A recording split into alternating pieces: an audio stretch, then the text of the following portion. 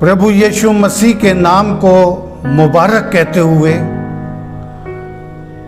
हम आज की आराधना में उसके अनुग्रह के सिंहासन के पास आएंगे कि हम पर प्रभु की दया, कृपा और उसका अनुग्रह हमारे ऊपर बना रहे। इस समय हम रुड़की एडवेंटिस्ट कॉलेज चर्च के सभी मेंबर्स की ओर से आप सबका स्वागत करते हैं और आपके भले की कामना करते हैं, आपके लिए प्रार्थनाएं करते हैं, आपके परिवारों के लिए, आपकी यूनिट के लिए प्रार्थनाएं करते हैं।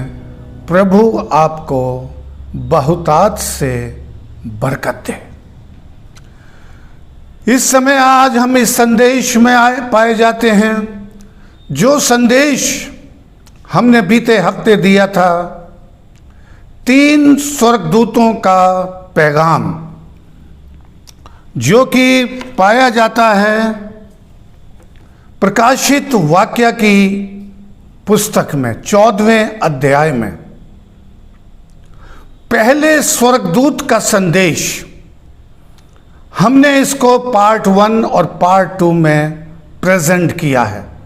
पार्ट 1 आप पिछले बार पूरा आपको बता चुके हैं और उसके आगे का कि उसके न्याय करने का समय आ पहुंचा है, वहां तक हमने समाप्त किया था। उससे पहले आइए हम थोड़ा सा रोशनी डालते हैं 3 स्वर्गदूतों का संदेश, जो कि प्रकाशित वाक्य की पुस्तक में पहले अध्याय में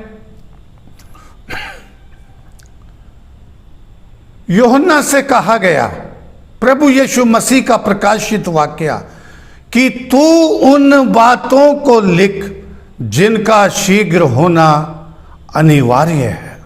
शीघ्र होना, ये फर्स्ट 100 AD में ये संदेश प्रभु यीशु मसीह के स्वर्गारोहण के बाद लिखी गई है।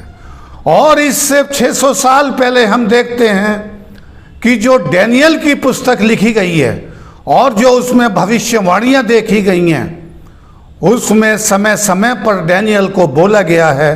जब भी डैनियल ने जानने का प्रयास किया, उससे कहा गया कि तू इनको अंत समय के लिए मोहर लगा करके बंद कर दे। डैनियल और रेवलेशन दोनों पुस्तक एक दूसरे की पूरक हैं।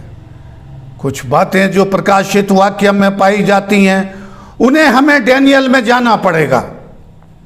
जैसे हमने पहले स्वर्गदूत का संदेश 14वां अध्याय 6 और 7वीं आयत, फिर मैंने एक स्वर्गदूत को आकाश के बीच में उड़ते हुए देखा, जिसके पास पृथ्वी पर के रहने वालों की हर एक जाति, कुल और भाषा और लोगों के सुनाने के लिए सुसमाचार था। प्रत्येक व्यक्ति के लिए, प्रत्येक भाषा, प्रत्येक कुल, यूनिवर्सल संदेश, जिसके ऊपर पिछली बार हम डिटेल में आपसे बात किए हैं। और उसने ऊंची आवाज से कहा, ऊंची आवाज रिप्रेजेंट करती है जोर से चिल्लाने से नहीं, परंतु प्रकट करती है कि प्रत्येक व्यक्ति संसार का इस संदेश को सुने कि परमेश्वर से डरो, उसकी महिमा करो, क्योंकि उसके न्याय करने का समय आ पहुंचा है। और उसका भजन करो जिसने स्वर्ग और पृथ्वी को बनाया। ये हम पिछले संदेश में लेकर के आए हैं। उसका भजन करो। किस तरह से हमने देखा कि दाऊद नबी 33वें अध्याय में भजन संहिता में कह रहा है 3री आयत में कि मैं प्रभु का भजन दिन रात करूंगा। 34वें अध्याय में 3री आयत में कह रहा है मैं उसके लिए नया गीत गाऊंगा। काश आज का समय हमारे लिए आ गया है कि ऐसे समय में हम प्रभु की आराधना करें, उसकी स्तुति और महिमा और उसके गीत गाते रहें, उसकी तारीफ करते रहें, क्योंकि उसके न्याय करने का समय आ पहुंचा है। इस बार हम जो है उसके न्याय करने के समय पर आएंगे और उसे डैनियल 8 और डैनियल 9 8वें और 9वें में जो भविष्यवाणी पाई जाती है उसके अंदर हम पाएंगे कि न्याय करने का समय कब शुरू हुआ है। क्योंकि हम जानते हैं कि डैनियल को बोल दिया गया, जब उसने देखा कि न्याय करने का समय, उसको कहा गया कि इन भविष्यवाणियों को बंद कर दे, मोहर लगा दे। उसके बाद हम देखते हैं कि यूहन्ना बपतिस्मा देने वाला का आगमन होता है फर्स्ट 100 में। लेकिन यूहन्ना बपतिस्मा देने वाले ने प्रचार किया कि परमेश्वर का राज्य समीप है। प्रभु यीशु मसीह ने प्रचार किया कि परमेश्वर का राज्य निकट है। प्रभु यीशु मसीह के चेलों ने और प्रेरितों ने इस बात का प्रचार किया कि परमेश्वर का राज्य निकट है। अपने गुनाहों पर पश्चाताप करो, प्रभु की ओर लौटो। लेकिन हम फर्स्ट एडी में 100 एडी में ये नहीं पाते हैं कि उसके न्याय करने का समय आ पहुंचा है। लेकिन 3 स्वर्गदूतों का संदेश जो यूनिवर्सल मैसेज है पूरे संसार के लिए, जैसे आज समस्याएं यूनिवर्सल चल रही हैं, आर्थिक, राजनीतिक, सामाजिक, पारिवारिक, सारी जलवायु संबंधित, सब यूनिवर्सल। तो यूहन्ना प्रकाशित वाक्य में हम जो है यूनिवर्सल संदेश भी पाते हैं। उस परमेश्वर की आराधना करो जिसने स्वर्ग और पृथ्वी को बनाया है, क्योंकि उसके न्याय करने का समय आ पहुंचा है। अब हम पहुंचेंगे डैनियल 8 में, जिसमें हम डिटेल में वर्णन कर चुके हैं किंगडम के बारे में, कि किंगडम्स का आना और जाना रहा। इसमें 8वें अध्याय में डिटेल में जब हमने किंगडम ऑफ गॉड लिया था, तब हमने बेबीलोन, मीडो पर्सिया, ग्रीस और रोमी किंगडम, और फिर रोमी किंगडम का 10 देशों में बंट जाना, ये हमने इससे पहले इसका वर्णन कर चुके हैं। बेबीलोन जिसने करीब 66 वर्ष राज्य किया, मीडो पर्शिया जिसने 208 वर्ष राज्य किया, ग्रीस जिसने 163 ईयर्स राज किया, और सबसे बड़ा राज्य आया रोमी किंगडम का, जो कि पाया जाता है 168 BC से 478, करीब पाए जाते हैं 644 ईयर्स। और इस 640 ईयर्स के बाद यूरोप 10 राष्ट्रों में बढ़ जाता है, जो आज भी पाए जाते हैं। इन सब चीजों के बाद हमने 8वें अध्याय में पाया था किस तरह से बेबीलोन का पतन हो रहा है, मीडो पर्सिया आ रहा है, और फिर मीडो पर्सिया का एंड हो रहा है, यूनानी किंगडम आ रही है, और यूनान के बाद फिर रोमी किंगडम आ रही है, और रोमी किंगडम के बाद पूरा 10 राष्ट्रों में बंट जाता है। यहाँ पर हमने पाया था पवित्र स्थान का रौंदा जाना। 605 में नबूकदनेस्सर बादशाह के द्वारा पूरा मंदिर, परमेश्वर का मंदिर, पूरा डिस्ट्रॉय कर दिया गया। जैसे हम जानते हैं और पिछले बार बताया कि ओल्ड टेस्टमेंट में प्रभु यीशु मसीह के आने से पहले इस्राएलियों के लिए जो आराधना का केंद्र था वो था पवित्र स्थान और महापवित्र स्थान की सेविकाई, और इसको डिस्ट्रॉय कर दिया गया। जिसमें 3 हिस्से थे, आंगन, पवित्र स्थान, महापवित्र स्थान, जिसका वर्णन एक्सोडस चैप्टर 25 में, लिविटिकस चैप्टर 18 में इनकी गतिविधियों के बारे में, स्थापना के बारे में वर्णन किए गए हैं। पवित्र स्थान में प्रतिदिन बलियां चढ़ाई जाती थी और उनका लहू पवित्र स्थान और महापवित्र स्थान के बीच में जो पर्दा होता था, कर्टेन होता था, उसके ऊपर छिड़का जाता था, क्योंकि महापवित्र स्थान में याजक केवल वर्ष में 1 बार जा सकता था, केवल 1 बार, क्योंकि वहां वाचा का संदूक था और उस वाचा के संदूक में 10 हुक्म रखे हुए थे, साक्षी पत्र जो परमेश्वर ने मूसा नबी को सनाई पहाड़ पर दिए थे, 10 आज्ञाएं, और उसको प्रायश्चित के ढकने से ढक दिया गया था। उसके ऊपर 2 करूब रहा और याजक वर्ष में 1 बार जो था, जब 2 बकरों की, मेंढों की बलियां चढ़ाई जाती, बताया जाता है कि उनके ऊपर चिट्ठी डाली जाती थी, प्रभु के नाम की और अजाजेल शैतान के नाम की।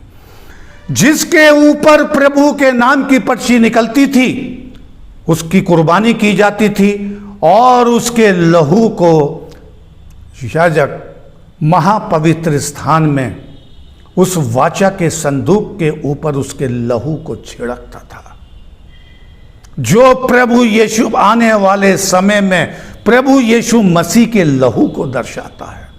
लेकिन दूसरा मेंढा, दूसरा बकरा जो हुआ करता था, जो शैतान के नाम का था, उसके ऊपर सारे गुनाह लाद दिए जाते थे और उसे बयाबान में, जंगल में छोड़ दिया जाता था। इस इंसिडेंट को हम याद रखेंगे जब हम इस भविष्यवाणी को समझने का प्रयास करेंगे।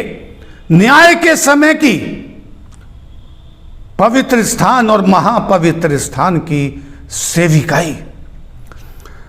14वीं आयत में हमने देखा कि इसका रौंदा जाना चलता रहा, नष्ट करना, बनाना, बिगड़ना, और 70 AD में प्रभु यीशु मसीह के बाद कंप्लीटली डिस्ट्रॉय हो गया था ये, जब रोमी हुकूमत राज कर रही थी। तो यहां पर 13वीं आयत में लिखा है 8वें अध्याय में, जो कि हम न्याय के समय के लिए आ रहे हैं। फिर मैंने पवित्र जन को बोलते सुना, फिर एक पवित्र जन ने उस पहले बोलने वाले से पूछा, नित्य होम बलि और उजाड़ने वाले अपराध के विषय में जो दर्शन देखा गया वो कब तक फलता फूलता रहेगा? अर्थात पवित्र स्थान और सेना दोनों का रौंदा जाना कब तक जारी रहेगा? पवित्र जन ने पूछा। 14वीं आयत खास आयत है। तब उसने मुझसे कहा, जब तक सांझ और सवेरा 2300 बार ना हो तब तक होता रहेगा और पवित्र स्थान शुद्ध किया जाएगा। घृणित वस्तुएं दिखाई देंगी। घृणित वस्तुएं एक बहुत बड़ा विषय है, कभी इसको आने वाले समय में अलग आधे घंटे में प्रेजेंट करेंगे। अपोस्टेसी, धर्म त्याग, प्रभु का तिरस्कार, अवहेलना, घृणित वस्तुएं जब दिखाई दें, ये भविष्यवाणी 2300 साल की देखने के बाद डैनियल उदास हो गया, बेचैन हो गया, कमजोर हो गया। ये बात देखकर मैं डैनियल समझने का यत्न करने लगा। इतने में याद रखना, इतने में पुरुष का रूप धारण किए हुए कोई मेरे सम्मुख खड़ा हुआ। तब उसने मुझे नदी के बीच से एक मनुष्य का शब्द सुनाई दिया कि हे जब्राइल, गैब्रियल, उस जन को उसकी देखी हुई बातों को समझा दे। डैनियल को 2300 दिन की भविष्यवाणी यहां आयत में लिखा हुआ है।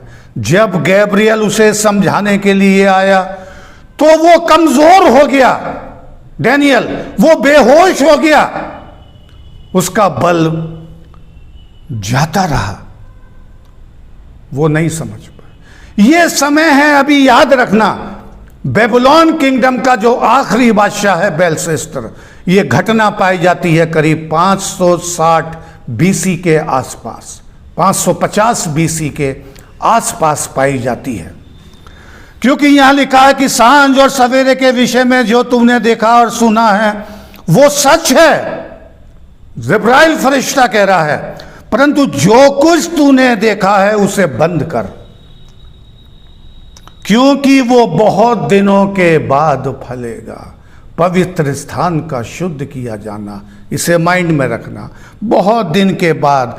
तब 27वें आयत में, तब डैनियल का बल जाता रहा और मैं कुछ दिन तक बीमार पड़ा रहा, परंतु जो कुछ मैंने देखा उससे मैं चकित रहा, क्योंकि मुझे समझाने वाला कोई ना था। यहाँ पर 8वां अध्याय समाप्त हो जाता है। डैनियल इस विजन को, दर्शन को नहीं समझ पाया, वो बीमार हो गया उस आखिरी राजा के समय में। अब आइए हम इस समय जो है 9वें अध्याय में आकर के इस भविष्यवाणी को समझने की कोशिश करेंगे, जिसमें इसका पूर्ण वर्णन किया गया। आइए इस समय हम 8वें अध्याय के बाद 9वें अध्याय में पाए जाते हैं। 9वें अध्याय में हम शुरुआत में देखते हैं कि मादी सहस्त्र का पुत्र दारा, जो कसदियों के देश का राजा ठहराया गया था, उसके राज्य के पहले वर्ष में, यहाँ पर अब 9वां अध्याय शुरू हो जाता है। बेबीलोन की किंगडम 8वें अध्याय में समाप्त हो जाती है और मादी फारसियों की किंगडम शुरू हो जाती है। यहाँ पर हम देखते हैं कि उसके राज्य के पहले वर्ष में डैनियल ने शास्त्रों का अध्ययन करके समझ लिया कि यरूशलेम की उजड़ी हुई दशा और यहोवा के उच्च वचन के अनुसार जो यिर्मयाह नबी के पास पहुंचा, कुछ वर्षों के बीतने पर अर्थात 70 वर्ष के पूरी हो जाएगी। 70 वर्ष डैनियल ने अध्ययन किया, और अध्ययन कहां से किया? क्योंकि यिर्मयाह नबी का पत्र बेबीलोन से, इज़राइल से बेबीलोन में पहुंचता है, और यह पाया जाता है यिर्मयाह 29वें अध्याय में, बेबीलोन के 70 वर्ष पूरे होने पर मैं तुम्हारी सुधि लूंगा। स्वयं परमेश्वर यिर्मयाह नबी से कह रहा है कि 70 वर्ष होने पर मैं तुम्हारी सुधि लूंगा, मैं तुम्हें फिर बसाऊंगा। ये यिर्मयाह का पत्र बेबीलोन पहुंच चुका था और ये डैनियल जो है इसको प्राप्त कर लेता है। यहां पर परमेश्वर यिर्मयाह से कह रहा है कि मैं इन्हें वापस लेकर आऊंगा, और यहोवा की ये वाणी है 11वीं आयत, जो कल्पनाएं मैं तुम्हारे विषय में करता हूं उन्हें मैं जानता हूं, वे हानि की नहीं कुशल की हैं, और अंत में मैं तुम्हारी आशा पूरा करूंगा, और तुम मुझे ढूंढोगे और पाओगे भी। ये वचन डैनियल के पास पहुंच गया, और 9वें अध्याय की शुरुआत यहीं से होती है। ये पत्र पढ़ने के बाद, इसकी अध्ययन करने के बाद 9वें अध्याय में डैनियल प्रार्थनाओं में आ गया। प्रार्थनाओं में बाइबल के अंदर 9वें अध्याय डैनियल की प्रार्थना बहुत मायने रखती है और बहुत ही उपयोगी प्रार्थना है ये। डैनियल, यहां पर हम एक बात बता दें कि जब बेलशस्सर राज्य कर रहा था तो उस समय उसने 2300 वर्ष की भविष्यवाणी देखी, और वो फरिश्ता जिब्राइल उसके पास आया, लेकिन वो बेहोश हो गया, बीमार हो गया। लेकिन 9वें अध्याय तक हम पाते हैं जब राजा दारा का पहला वर्ष था मादी फारसियों की किंगडम में, यह समय माना जाता है 9 से 12 साल तक का। बाइबल स्कॉलर्स बताते हैं कि इतने समय तक डैनियल ने कोई भी दर्शन नहीं देखा। वो अध्ययन करने से पाते हैं कि इस समय में डैनियल रात दिन प्रभु से प्रार्थनाएं करता रहा इस 2300 साल की भविष्यवाणी को जानने के लिए, क्योंकि 2300 साल जो होते हैं वो केवल 7.5 महीने के बराबर होते हैं। और यहाँ तो करीब 9-10 महीने हो गए बेलशस्सर राजा की किंगडम के बाद और राजा दारा की किंगडम शुरू होने के बीच में 9 से 12 साल, और ये 2300 साल समाप्त हो जाते हैं। कैसे इसका अध्ययन किया जाए? डैनियल बेचैन हो गया और यहां पर 9वें अध्याय में परमेश्वर से प्रार्थना कर रहा है, प्रभु के चरणों में आ गया और वो पश्चाताप करने लगा कि हे प्रभु, हमने और हमारे पूर्वजों ने कुटिलता के काम किए हैं, हमने पाप किया है, दुष्टता की है, बलवा किया है, हमारे पुरखे तुझसे दूर हो गए, हमारे पुरखों ने तेरी आज्ञाओं का पालन नहीं किया, तुझसे बलवा किया। डैनियल अपने पूर्वजों के उस 70 साल और उससे पहले के समय के पापों को याद कर रहा है, पश्चाताप कर रहा है कि हे प्रभु, ये जो मैं शब्द बोल रहा हूं ये पूरे 9वें अध्याय से कि हे प्रभु, हमने तो केवल विश्वासघात किया, हमारे पूर्वजों ने विश्वासघात किया। 9वीं आयत में बोल रहा है, यद्यपि हम अपने परमेश्वर प्रभु से फिर गए तो भी तू दया सागर और क्षमा करने की खान है। बहुत बड़ी प्रार्थना है, मेहरबानी से 9वें अध्याय की प्रार्थना जरूर पढ़िए। इसको मैं पूरी प्रार्थना नहीं पढ़ पाऊंगा। और डैनियल प्रार्थना कर रहा है 17वीं आयत में, हे हमारे परमेश्वर, अपने दास की प्रार्थना और गिड़गिड़ाहट सुनकर और अपने उजड़े हुए पवित्र स्थान पर अपने मुख का प्रकाश चमका। जो पवित्र स्थान उजड़ा पड़ा है, जो इजराइलिट्स 70 साल की गुलामी में आ गए, अभी उनको करीब 60-65 साल हुए हैं। यिर्मयाह की भविष्यवाणी से उसने जान लिया डैनियल ने कि ये 70 साल के अंतिम वर्ष चल रहे हैं। लेकिन 19वीं आयत में प्रार्थना कर रहा है, हे प्रभु सुन ले, हे प्रभु पाप क्षमा कर, हे प्रभु ध्यान देकर जो करना है उसे कर, विलंब ना कर। हे मेरे परमेश्वर, तेरा नगर और तेरी प्रजा तेरी ही कहलाती है, इसलिए अपने नाम के निमित्त ऐसा ही कर। पश्चाताप की प्रार्थना डैनियल के द्वारा की जा रही है। और भाइयों, जैसे मैंने बताया कि ये उपवास और प्रार्थनाएं डैनियल की 9 से 12 साल, 1 से 12 साल तक करीब चली हैं। इस बीच में डैनियल बेचैन है। 2300 वर्ष की भविष्यवाणी जो कहा जा रहा है कि जब तक सांझ और सवेरा 2300 बार ना हो तब तक वो होता रहेगा, तब पवित्र स्थान शुद्ध किया जाएगा। जैसे आपको ऑलरेडी बता दिया कि पवित्र स्थान को शुद्ध करने की प्रथा वर्ष में 1 बार होती थी, जबकि याजकगण वर्ष में 1 बार उस मेंढे का, बकरे का खून लेकर के छिड़कता था 10 हुक्मों पर। शुद्ध करना, जो रोजाना की सेविकाई होती थी, वो शुद्ध करना कहलाता था। वो आराधना का केंद्र था इजराइलियों का, जो परमेश्वर ने मुकर्रर किया था निर्गमन की 25वें अध्याय में। और वो सारी विधियां बताई थी व्यवस्था के 18वें अध्याय में। लेकिन जब ये प्रार्थनाएं कर चुका, पाप को जब स्वीकार कर रहा है, अपने परमेश्वर यहोवा के सम्मुख उसके पवित्र पर्वत के लिए गिड़गिड़ाकर विनती करता ही रहा, तब वो पुरुष, ध्यान दीजिए मेहरबानी से, तब वो पुरुष जिब्राइल जिसे मैंने उस समय देखा था, जब उसने विजन देखा था 8वें अध्याय में, तो एक व्यक्ति उसके पास आता है और वो है जिब्राइल। और जब जिब्राइल उसके पास आया, जिब्राइल बता भी ना पाया और वो बेहोश हो गया, उसका बल जाता रहा। ये परमेश्वर का वचन कह रहा है। आज की भविष्यवाणी में भाइयों बहनों, में एक भी सेंटेंस अपना इस्तेमाल नहीं करूंगा, ना कोशिश करूंगा। जो वचन इसमें लिखे हुए हैं।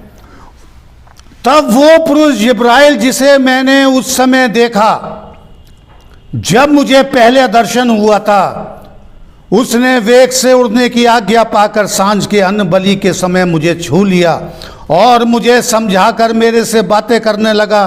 और उसने मुझसे कहा, हे दानियल, मैं तुझे बुद्धि और प्रवीणता देने के लिए आया हूँ, तुझे बुद्धि देने के लिए आया हूँ ताकि तू समझ सके, इस भविष्यवाणी का अर्थ समझ सके। जब तू गिड़गिड़ाकर विनती करने लगा तभी इसकी आज्ञा निकली, इसे मैं तुझे बताने आया हूं क्योंकि तू अति प्रिय है। इसलिए उस विषय को समझ ले और उस दर्शन की बात को समझ ले। अब यह समय आ गया है इस 2300 वर्ष दिन की भविष्यवाणी को समझने का, जो पहले स्वर्गदूत में लिखा हुआ है। उस परमेश्वर की आराधना करो जिसने स्वर्ग और पृथ्वी को बनाया है, क्योंकि उसके न्याय करने का समय, अभी हम न्याय करने का समय नहीं जान पा रहे थे। अभी हम प्रभु यीशु मसीह के समय में जब गए तो हमको ज्ञात हुआ कि प्रभु का राज्य निकट है। और प्रभु यीशु मसीह ने भी अपने चेलों से कहा 24वें अध्याय मत्ती में, जब तुम इन चीजों का होता हुआ देखो तो समझ जाना कि अंत निकट है। निकट वर्ड आया है, लेकिन न्याय करने का समय नहीं आया है। तब हम 24वें अध्याय में जिब्राइल फरिश्ता उसको समझा रहा है, तेरे लोगों और तेरे पवित्र नगर के बसाने के लिए 70 सप्ताह ठहराए गए हैं कि उनके अंत तक अपराध होना बंद हो और पापों का अंत और अधर्म का प्रायश्चित किया जाए। तब युग युग की धार्मिकता प्रकट हो और दर्शन की बात और भविष्यवाणी पर छाप दी जाए और परम पवित्र का अभिषेक किया जाए। अब देखिए यहाँ से इस भविष्यवाणी को खुलने का समय हो गया है। 70 सप्ताह होते हैं 490 दिन, और इस 490 दिन में भी हम जो है इस बात को पाएंगे कि ये भी एक बहुत छोटा समय है। इतने दिन तो उसको ये भविष्यवाणी देख रहा है, लेकिन 490 दिन। अब इस भविष्यवाणी को समझने के लिए हमें जो है बाइबल का सहारा लेना पड़ेगा दिनों की भविष्यवाणी को समझने के लिए। अगर हम दिनों से काउंट करेंगे 2300 और 490, तो हम इस भविष्यवाणी को नहीं समझ पाएंगे। लेकिन बाइबल के अंदर हमें समझना पड़ेगा। नंबर गिनतियों की किताब 14 अध्याय 34 आयत, इज़िकेल 4 अध्याय 5वीं आयत, 2 पीटर 3 अध्याय और 8वीं आयत, इन तीनों आयतों में बिल्कुल साफ लिखा हुआ है भविष्यवाणियों के नियमों के अनुसार एक दिन एक वर्ष के बराबर पाया जाता है भविष्यवाणी को समझने। अब हमें यह देखना है कि इस पैटर्न से, इस नमूने से क्या हम किसी मुकाम पर पहुंच सकते हैं। यहां लिखा हुआ है, दर्शन की बात और भविष्यवाणी पर छाप दी गई और परम पिता का अभिषेक किया जाए। परम पिता परमेश्वर, उसका पुत्र प्रभु यीशु मसीह के अभिषेक के लिए अब यह भविष्यवाणी खुलने लगी है। लेकिन अब हमें यह देखना पड़ेगा कि यह भविष्यवाणी शुरू कब से होगी। लेकिन यहां 25वीं आयत में 9वें अध्याय में लिखा है, इसलिए ये जान और समझ ले कि यरूशलेम को फिर से बसाने की आज्ञा के निकलने से लेकर अभिषेक प्रदान के समय तक 7 सप्ताह, फिर 62 सप्ताह के बीतने पर चौक और खाई समेत वो नगर कष्ट के समय फिर बसाया जाएगा। उन 62 सप्ताह के बीतने पर अभिषेक पुरुष काटा जाएगा। वो प्रधान 1 सप्ताह के लिए बहुतों के साथ दृढ़ वाचा बांधेगा, परंतु आधे ही सप्ताह के बीतने पर मेल बलि और अन्न बलि को वो बंद कर देगा और कंगूरे पर उजाड़ने वाली घृणित वस्तुएं दिखाई देंगी उस समय। अब हम देखेंगे कि यह भविष्यवाणी कब पूरी हो रही है, उस अभिषेक पुरुष का आना। यह भविष्यवाणी शुरू होती है यरूशलेम को फिर से बसाने से। 70 साल की गुलामी के बाद करीब 535 के करीब ये लोग जो हैं इजराइली यरूशलेम चले जाते हैं राजा दारा के पीरियड में, और बाकी और जो अगले राजा आए उन्होंने आज्ञा निकाली। कुसरू बादशाह, अंतरिक्ष बादशाह, इन्होंने आज्ञा निकाली कि ये अपने वतन जाएं और अपना स्थान बनाएं। तो यहां लिखा हुआ है बिल्कुल साफ कि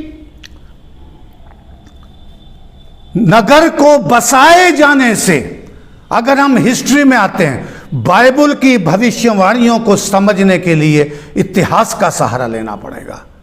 यरूशलेम को फिर से बसाया जाना, अब हमें इतिहास में आना पड़ेगा। इजराइल का इतिहास ये बताता है कि 457 बीसी में पवित्र स्थान फिर से बसाया गया। उसकी मरम्मत का कार्य, ये सारे कार्य जो है एजरा के समय में सब किए गए। और एजरा के समय में जो तारीखें पाई जाती हैं वो बहुत ही पक्की हैं, और ये तारीख निकाली गई है बाइबल स्कॉलर्स के द्वारा, और ख़ास करके विलियम मिलर जो कि एडवेंटिस्ट पायनियर हुए हैं, उन्होंने बहुत स्टडीज़ के ऊपर करी है और ये फिगर्स आई हैं। 457 बीसी। अब यहाँ लिखा है कि तेरे लोगों और पवित्र लोगों के लिए 70 सप्ताह ठहराए गए हैं। 59 सप्ताह के बीतने पर उसका अभिषेक किया जाएगा। हम यहां पर देखते हैं कि ये 70 सप्ताह जो होते हैं 490 दिन होते हैं। अगर हम 490 को 457 में से निकाल लेते हैं तो ये पीरियड हमारे पास आता है 34 AD। लेकिन यहां पर लिखा हुआ है 70 सप्ताह की पूरी भविष्यवाणी 69 सप्ताह के बीतने पर परम प्रधान जो है उसका अभिषेक किया जाएगा। 69 सप्ताह 69 वीक्स जो कि पाए जाते हैं 483 डेज। लेकिन जब उसको मल्टीप्लाई करेंगे 1 ईयर से तो 483 ईयर्स आते हैं, और ये 483 ईयर्स जाकर के बैठते हैं 27 AD। अब आपको इतिहास में यह आना पड़ेगा, रोमी हुकूमत के जब चल रही थी कि प्रभु यीशु मसीह का बैप्टिज्म किस समय हुआ है। मत्ती की इंजील 3 अध्याय और उसकी 16वीं आयत बताती है, जब प्रभु यीशु मसीह बपतिस्मे के समय पानी में से ऊपर आया, उसने आकाश को खुले हुए देखा, और आकाशवाणी होती है कि कबूतर पवित्र आत्मा के रूप में उस पर उतरा, और आकाशवाणी हुई, भविष्यवाणी होती है, ये मेरा प्रिय पुत्र है जिससे मैं बहुत प्रसन्न। ये 483 दिन की भविष्यवाणी। 69 सप्ताह जो यहां लिखे हुए हैं बिल्कुल साफ। 62 सप्ताह के बाद अभिषेक पुरुष काटा जाएगा, प्रभु यीशु मसीह का बैप्टिज्म 27। लेकिन इसमें यहां पर 1 वीक और बचता है, 7 डेज 7 ईयर्स। 27वीं आयत में बहुत साफ लिखा है, वो प्रधान 1 सप्ताह के लिए बहुतों के संग वाचा बांधेगा, और आधा सप्ताह के बीतने पर वो मेल बलि और अन्न बलि का बंद करेगा, और कंगूरे पे उजाड़ने वाली घृणित वस्तुएं दिखाई देंगी। भाई लोगों, 7 साल में यही घटनाएं घटी हैं जो लिखी हुई है। आधे में आधा होता है 3.5 साल, और 27 में 3.5 जोड़ते हैं 31 AD, और 31 AD में लिखा हुआ है वो पुरुष काटा जाएगा, उसका बलिदान। उस समय उजाड़ने वाली वस्तुएं दिखाई देंगी। जब प्रभु यीशु मसीह ने बैप्टिज्म के बाद अपनी सेविकाई शुरू करी तो तमाम खिलाफत उसकी की जाने लगी। जब प्रभु यीशु मसीह ने अपने को कहा, जिसने मुझे देखा उसने पिता को देखा, और जिसने पिता को देखा, और यही वजह थी उसके ऊपर ईश निंदा के आरोप लगाए गए। ये ईश निंदा ही घृणित वस्तुएं हैं। कंगूरे पर उजाड़ने वाली घृणित वस्तुएं दिखाई देंगी। 31 एडी में प्रभु यीशु मसीह का क्रूसिफिक्शन, लेकिन यह भविष्यवाणी पहुंच रही है 34 एडी में। अब इतिहास में देखिए, इजराइलियों के इतिहास में देखिए कि 34 एडी में ऐसी कौन सी बड़ी घटना है, क्योंकि परमेश्वर ने यहां बिल्कुल साफ लिखा हुआ है कि प्रभु उनके साथ एक हफ्ते के लिए वाचा बांधेगा। यह इजराइलियों के लिए खास वीक था। ये अब्राहम, इसाक और याकूब की संतान के लिए, जिसको परमेश्वर ने अपने काम के लिए, नाम के लिए और गवाही के लिए चुना था। ये एक हफ्ता उनके लिए मुकर्रर था, बैप्टिज्म से लेकर के 34 एडी। और 34 एडी में सबसे बड़ी घटना होती है स्टीफन स्टोन। जब प्रेरितों के काम की किताब में 7वें अध्याय में पवित्र आत्मा पाने के बाद स्टीफन जो है आकाश को खुला हुआ देख रहा है और बता रहा है, अब्राहम, इसाक, याकूब का जिक्र कर रहा है, मिस्र देश का जिक्र कर रहा है, 40 साल का जिक्र कर रहा है, कनान देश का जिक्र कर रहा है, प्रभु ने कैसे मदद करी, प्रभु यीशु मसीह के बारे में वर्णन कर रहा है। घृणित वस्तुएं दिखाई देंगी कंगूरे पर, यहां पर बताया जाता है। और 7वां अध्याय बिल्कुल क्लियर बता रहा है कि वो इजराइली जिन्होंने प्रभु यीशु मसीह को स्वीकार नहीं किया था, बहुतों ने स्वीकार किया लेकिन बहुतों ने अस्वीकार किया। और ये अस्वीकार करना ये घृणित वस्तुओं को दर्शा रहा है कि ज्योति आई लेकिन ज्योति को स्वीकार नहीं किया। और 7वें अध्याय में देखते हैं इजराइलियों ने स्टीफन का पथराव करके उसकी वहीं पर कब्र बना दी। 34 एडी हिस्टोरिकल डे, क्योंकि उसके बाद ये वाचा केवल एक हफ्ते के लिए थी। 7 ईयर, 27 एडी से लेकर के 34 तक ये परमेश्वर का वचन कह रहा है, ये हम नहीं कह रहे हैं। एक सप्ताह के लिए बहुतों के साथ वाचा बांधेगा। और ये वाचा उसने इजराइलियों को मौका दिया तौबा के लिए, रिपेंटेंस, प्रभु यीशु मसीह को मुक्तिदाता स्वीकार करने के लिए, सन ऑफ गॉड स्वीकार करने के लिए, लेकिन उन्होंने अस्वीकार कर दिया। और जब अस्वीकार कर दिया तो परमेश्वर ने ये कलाम, ये संदेश, ये मुक्ति का पैगाम इजराइलियों से लेकर के जो है दूसरे अन्य जातियों को, जेंटाइल को ये दे दिया गया। और आज तक ये चला आ रहा है। वही संदेश 3 स्वर्गदूत में आ रहा है कि तू ऊंची आवाज से पुकार के कहे, परमेश्वर का राज्य निकट आ गया है। क्योंकि यह संदेश प्रत्येक जाति, भाषा और कुल, यह स्टीफन स्टोन के बाद हुआ है। सब जगह रास्ते खुल गए। क्योंकि उस समय हम देखते हैं 10वें अध्याय में पतरस ने विजन देखा, दर्शन देख रहा है कि एक चादर पर आसमान खुला हुआ है और कीड़े मकोड़े गिर रहे हैं। उससे कहा जा रहा है कि तू उठ और इन्हें खा।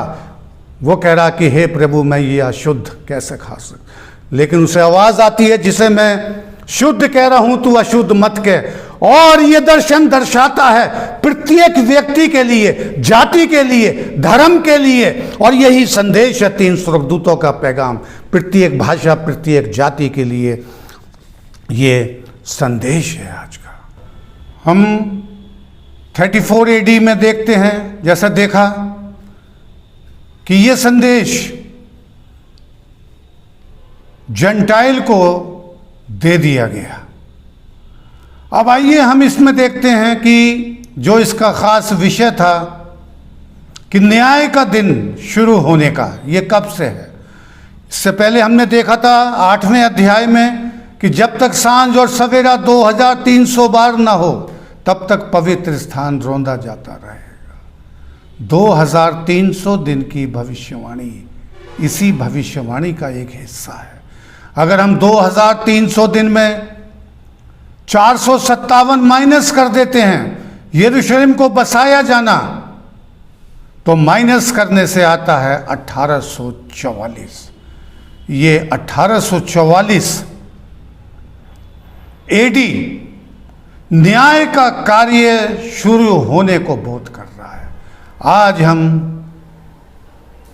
अनुग्रह के समय में रह रहे। प्रभु यीशु मसीह महापवित्र स्थान में, जो इब्रानियों की पुस्तक 8वां अध्याय बताती है, न्याय का कार्य चल रहा है। पहले स्वर्गदूत का संदेश ऊंची आवाज में, विश्वव्यापी संदेश, प्रत्येक व्यक्ति इस संदेश को सुनेगा। आज समय है। इसी के साथ मैं जो है आखिरी आयत पढ़ने के बाद इसको समाप्त करूंगा, जो कि इशाया की किताब में पाई जाती है 40वें अध्याय में। इस संदेश को सुनने के बाद हम अपने प्रभु के पास आएं, और ये आयत पाई जाती है 29वीं 40वें अध्याय की। आज हम अपने आप को थका हुआ महसूस कर रहे हैं। वो थके हुए को बल देता है, शक्तिहीन को सामर्थ्य देता है। आज के मसीहों के लिए ये संदेश है, जो किसी भी दुख तकलीफ में है, आर्थिक तकलीफ में है, पारिवारिक तकलीफ में है, वो शांति देता है। क्योंकि लिखा है, परंतु जो यहोवा की बाट जोते हैं वो नया बल प्राप्त करेंगे। नया बल, नई शक्ति। वे उकाबों के समान उड़ेंगे, दौड़ेंगे, श्रमित ना होंगे, चलेंगे और थकित ना होंगे, क्योंकि परमेश्वर उनके आगे आगे चलेगा। 3 स्वर्गदूतों का पैगाम हमें जो है प्रभु के साथ लेकर के चलेगा। अंतिम सेंटेंस है ये मिसिस E.G. वाइट का, जिसको मैं पढ़ के समाप्त करूंगा। उसके बाद प्रार्थना, जो उन्होंने बाइबल कमेंट्री में लिखा हुआ है, page 979, Review and Herald July 5, 1906 में लिखा है, large numbers will accept the truth. ये ट्रूथ, सच्चाई। 3 स्वर्गदूतों का पैगाम, एक ही परमेश्वर की आराधना करो जिसने स्वर्ग और पृथ्वी। वो बड़ा बाबुल गिर पड़ा, और जो उस पशु की छाप को ग्रहण करेगा। Large number will accept the truth. बड़ी मात्रा में लोग इसे स्वीकार करेंगे, इस विश्वव्यापी संदेश को। यहां लिखा है, the time of God's destructive judgment is the time of mercy for those who have no opportunity to learn upon them. ये देखिए, जिनके पास ये संदेश नहीं है, क्योंकि ये प्रत्येक जाति, धर्म, कुल, भाषा के लिए, बहुत सौ के पास नहीं है। लेकिन किसमें? जिनके पास अपॉर्चुनिटी, मौका नहीं है। लेकिन ये टाइम कहलाएगा time of mercy, time of grace. Many people will accept the truth. हजारों, लाखों, करोड़ों इस सच्चाई को ग्रहण करेंगे। His heart of mercy is touched. उसका जो दया का हृदय है वो टच करेगा। His hand is still stretched out to save. और वो अपने हाथों को फैला करके हमारी मदद करेगा। Large number will be admitted. बहुत बड़ी संख्या में लोग स्वीकार करेंगे। Who in these last days here the truth for the first time. हजारों, लाखों ऐसे भी होंगे जो फर्स्ट टाइम इन संदेशों को सुनेंगे, इस विश्वव्यापी संदेश को सुनेंगे। ये पहला संदेश है। दूसरा और तीसरा, जो हमारे मध्य भारत के प्रेसिडेंट हैं, उन्होंने बहुत प्यारा मैसेज दिया है राजस्थान सेक्शन के। दूसरा संदेश और तीसरा संदेश, वो भी मैं आपको इसके साथ भेजूँ, ताकि ये 3 स्वर्गदूतों का संदेश पूरा हो जाए। आइए हम प्रार्थना करेंगे। हे प्रभु, आज हम अपना जीवन तेरे हाथों में सौंप रहे हैं। हमारे पाप क्षमा कर, हमें धोकर पाक साफ कर, तथा अपने अनुग्रह द्वारा अपने अनंत राज्य के लिए हमें तैयार कर। प्रभु यीशु मसीह जगत के उद्धारकर्ता के नाम से मांगते हैं, आमीन। God bless you.